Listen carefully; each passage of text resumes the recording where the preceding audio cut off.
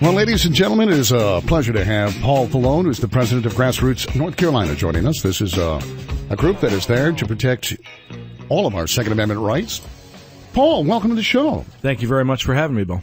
How big is your check from the NRA? How big is my check? Well, I'm not getting Wayne LaPierre's $1.1 million. I'm getting zero. Yeah. As GRNC is an all-volunteer organization. We don't get a dime. It's a great organization. grnc.org is the webpage. Well, let me ask you, we had kind of a spirited debate with one of our callers when it comes to, hey, they're not coming after your guns and background checks are reasonable. They make a lot of sense.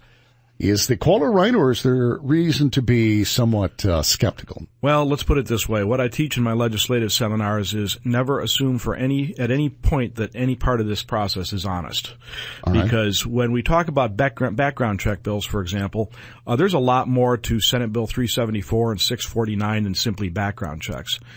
They would make you a 5-year federal felon for a variety of so-called transfers of firearms, which would include, among other things, handing a friend a firearm at a shooting club to look it over, or loaning a gun to someone to go hunting with on your own property, or the one I particularly love, if I go away from home for more than 7 days and leave my firearm at home with my wife, that's a transfer, and unless we run through a background check and a dealer, we're both subject to a 5-year federal felony.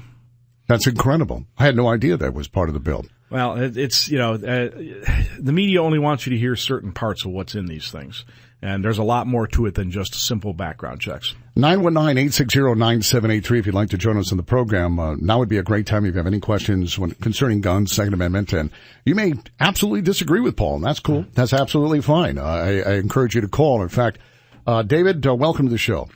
Yeah, good afternoon. How many people died in that Texas stabbing massacre? None. Exactly. That's precisely the point. Second thing, educate me on something. If I want to go to the Raleigh Gun Show and buy a Bushmaster or something, and I want to buy it off a private citizen, do I have to go through a background check? Well, on a private transfer in North Carolina, you would not go through a background check. Okay. It's not mandatory. I never had a dog in this fight till Newtown. That seems bizarre to me. It seems very, very bizarre to me. Educate me why that doesn't seem. Can I ask you one question, though? Yes. What differentiates that Bushmaster from any other firearm? Well, okay, let's say any kind of gun. I'm the well, not any kind of gun, because a handgun. I'm John Q. Public. Explain to me. See, this is why you're going to lose the issue, because I'm John Q. Public. Why is that not bizarre to me? Why should that not be bizarre? Well, first of all, when the type of gun most commonly used in a crime, because these semi-automatic firearms are used in less than 2.6 of homicides across the country, and in fact, the DOJ determined that these military-style rifles, and these are not military rifles, were actually used by criminals only in about 1.5% of their crimes. Well, so the ones that are really used in crimes, if you want to talk about firearms, are handguns. Okay. And in North Carolina, every handgun transfer, whether it's through a dealer or a private transaction, requires a pistol purchase permit. You do realize you guys are going to lose this issue because. Well, wait. Right? No, wait. Do you recognize what he just said? You know. Can I want to pull? Well, David, no. Before I'll let you continue. I promise I'll let you continue. But do you recognize what Mr. Fallone just said? I do realize if people that use handguns in a crime should get life in prison. No, you were asking about background checks and pistol permits, and he was answering your question. So that you don't have to go through a background check. David, you're not listening. You're just yelling at us. Now, are you suggesting he's lying about this? It doesn't matter what type of gun. It just boggles my mind that you don't have to go through some sort of background check. Well, but the point is, you do with a handgun transfer. General Statute 14-404. All right, every transfer of a handgun requires a Brady-compliant, pistol purchase permit, which involves getting a background check. Now, the problem is not background checks. The problem is what this government wants to do with these background checks, and they want to do the same thing that the Clinton administration did, which was to try and turn the National Instant Background Check System, the computerized FBI system, into a de facto gun registration system. That's what they're trying to do. Oh, I should know what neighbors have guns. I'm all for that. And I think the majority of the public are. You guys will lose this argument. I assure you. Just like excuse me, but I beg to differ. Man, I do too. And I don't want to. Decades, you're not going to lose, my friend. Are you that naive? Yeah, I guess we are, David. Hey, I appreciate your call and your tolerance as those on the left are so tolerant. I mean, it's always the voice of tolerance. I will just say, I'm always amused when my liberal friends call, and I appreciate that they do, and I respect their opinion to a point. But when faced with facts, it's amazing how upset they get about things. And just quickly, and we're coming into traffic, internet sales in the state of North Carolina. Can you buy a gun on the internet and have it shipped to your house? Negative. No, you cannot. It has to be transferred from a dealer to a dealer. And that requires a background check. There you go. And a federal form 4473. I'm wondering who's making up stuff now, Paul. I really am, because I don't hear this on CNN and the rest of the networks. 919-860-9783 if you'd like to weigh in, comment, questions, challenges.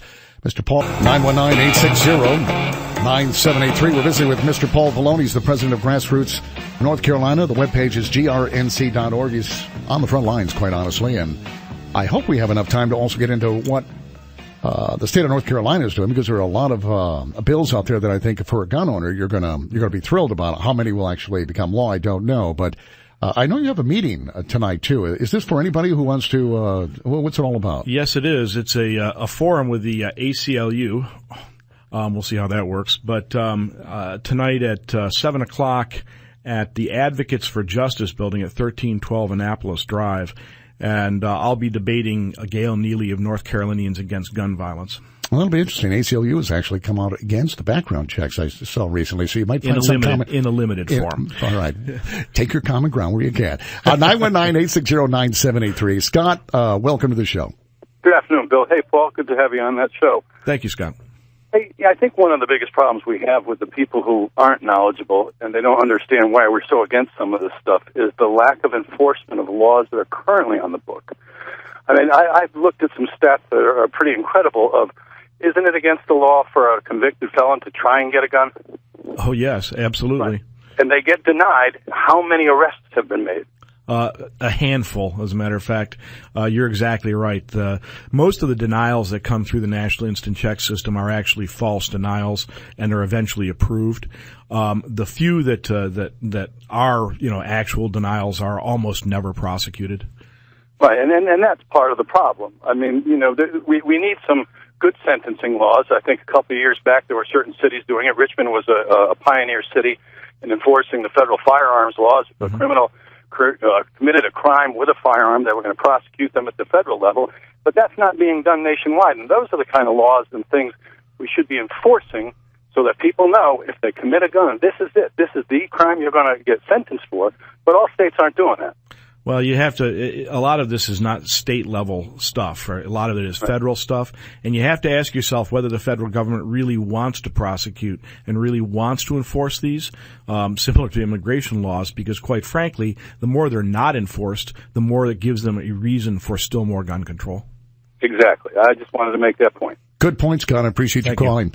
919-860-9783 if you'd like to join in and you have any questions or if you'd like to challenge where all of this is at. When it's all said and done, what's your gut telling you about what's going to happen in Washington? And, of course, we have Senator Hagan, who happens to be up for election next year, so she might be willing to listen to people where in the past maybe she wouldn't. Well, as a matter of fact, she's come out a couple of times recently with Chris Fitzsimon and with the Greensboro News and Record as saying she's in favor of background checks in general. Now, what that exactly means, I'm not certain, but suffice to say that people should be calling her and letting her know that she defends a state she represents a state that doesn't want either of these two horrendous, supposedly universal background check bills.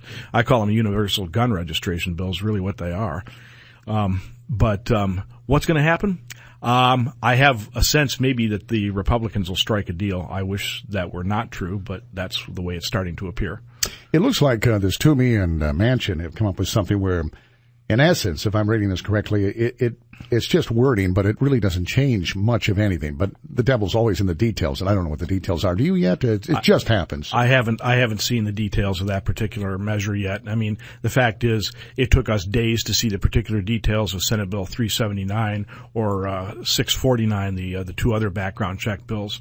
So oftentimes it'll be too late by the time we see what's actually in the thing, kind of like a Nancy Pelosi thing. Oh, it's turned out real well. Is there anything that's coming up amendment-wise? I know they're going to offer a bill on the floor, and but it's also open to amendments. Anything that you're concerned about? Well, I mean, we're concerned that they're going to try and hang a semi-auto ban on this thing. There are two ways that could run. Either they can really make a serious effort at it, in which case we have a serious problem in our hands, or they could make a show vote, which will give legislators who are not necessarily on our side political cover and inflate their rating with, say, the NRA. It won't with GRNC because we won't use those votes, but other organizations might, and it allows politicians like Kay Hagan, who had only a 64% voting record in favor of gun owners when she was in the North Carolina Senate, it allows her to posture as pro-Second Amendment. All right. Now, what's happening here in the state? What can the state of North Carolina do to protect us from anything the feds might be doing to us? Anything the feds might be doing to us. Well, I know there's been a Montana firearms bill introduced. There's a bill that Larry Pittman filed for that would actually amend the Constitution for a gun rights amendment. So we're looking at some of those things. Hopefully we can get something through. The problem we're having is getting anything heard in the North Carolina General Assembly right now. You're kidding me. You would think it would be kind of an open forum with the Republicans controlling things. I would love to tell you that is the case, but unfortunately what I'm seeing is the House leadership says that they want the Senate to do the heavy lifting, and then they'll come in and pass whatever the Senate sends them. And ditto in the Senate side, we're only seeing a willingness to move certain things, or so it's still kind of up in the air. It's not really clear what they're going to move. Well, let me go to you. Our caller was David, who said, "I have every right to know that my neighbor has a gun." Well, no, he doesn't, does he? Absolutely why not. I have a concealed carry permit. Why should he know where I live? Yeah, that's a common liberal idea, I guess, that they want to know where everybody's guns are. Well, I got news for you. So do the criminals, so that they can steal them when you're not home. I don't disclose my firearms. What I keep, where I keep it, how I carry, when I carry. If I don't carry, I don't disclose that. But is there legislation that would at least take it off the public? There is, and this is one that I think will move. House Bill 17. Unhappily, the House stripped restaurant carry out of it before sending it to the Senate. But the good news is the privacy provisions are still in the bill, and I think there's an excellent chance that one will pass. Basically, it would take the concealed handgun permit records and the purchase permit records out of public record and make them accessible only to law enforcement for law enforcement purposes. All right. 919-860-9783 if you'd like to join in. We have one more segment with Mr. Paul Vallone. The webpage is grnc.org. That's 919-860-9783 if you'd like to join us. We're visiting with Paul Vallone. He's the president of Grassroots North Carolina. So much to talk about, too. The webpage, more information there at grnc.org. Paul, I want to get to the calls as well, but I am completely baffled why I'm not allowed to carry my gun into a restaurant and eat and know that I have the protection if I need it. And yet it sits in the house and it's not going anywhere. What's going on? Yeah, so far no movement. We've got indications that maybe they might move the bill on the Senate side at the very least and get it started there. But I mean, everybody looks at this as though it's an untried concept. But actually 43 states have some measure of restaurant carry in places with on-premises alcohol consumption permits. States that have recently passed it, just recently, Georgia, Arizona, Tennessee, Virginia, Ohio. Do you know when Virginia passed it, in the first year after they passed it, restaurant crime, violent crime dropped by 5.6%, and there were no serious problems of any kind. So what are the Republicans afraid of? Well, I think they're afraid of the media branding it as the guns in bars bill, and which of course is what the left wants to do when they bill brand something. That's well, we'll have to talk to Mr. Tillis about that next week. Let's go to Mark. Mark, welcome to the show. Good afternoon, gentlemen. I've made an observation, and I know why the progressive, the liberal, Democratic side wants the national registry. And they want to know what we have. Now, Bill, you said you've got a concealed carry. I have a concealed carry. I bet you if you call Donnie Harrison right now and ask him what guns I own, he can't tell you anything. That would be true, because we don't have any means of registering them in North Carolina. Correct. Yep. Our FFLs that we purchase from, they process all the paperwork, and every time I've had to purchase a weapon, I've had to fill that exact same form out. I can tell you exactly what it is. The first of the yes or no's is yes. The next, except for the very last one, is no. And then you have to say you're an American and whatever. But that information stays with the FFL. The state does not get copies of that, period.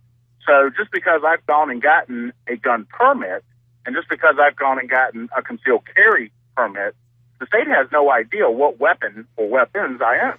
The state does not. As I say, the Clinton administration tried to turn the National Instant Check System into a de facto gun registration system in the 90s. That was reversed only under George W. Bush. And that I think is one of their main pushes, is so they can tell what we actually have. Absolutely. The fact is, you can't confiscate what you can't find. Correct. Exactly. Now, if they actually do get this through, do you foresee there being an opportunity for them to try to go back and say, we need all of those old records because you purchased this in the past, so we need to have an actual, do you think that's actually something they would go for if they could get that? Immediately, probably not. A couple of years down the road, yeah, maybe so. It depends. If we pass anything this time, you will see more gun control right hard on the heels of this. This is what we saw in 93, 94. They passed the Brady Act and they passed the so-called assault weapon ban. The next one, if the Republican Revolution hadn't occurred, would have been Brady 2, which was a genuinely draconian piece of legislation. Program. Thank you, guys. Mark, appreciate it. And the funny thing about this is there are so many examples. You can look to Canada as a great example of what they've done. They're a bit ahead of us in registration, and they're beginning to confiscate guns in the nation of Canada. So it's not far-fetched. Even they gave up on their long gun registry and actually repealed it. Yes. All right. So we have less than a minute.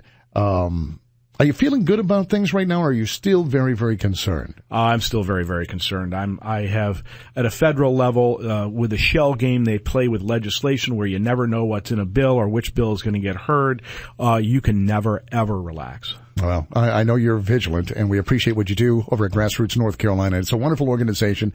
If you're a gun owner or believe in the Second Amendment, grnc.org. Please, he doesn't get a check from the NRA. It really is dependent upon your donations, and we highly encourage it. All right, Paul, thank you very much. I appreciate it.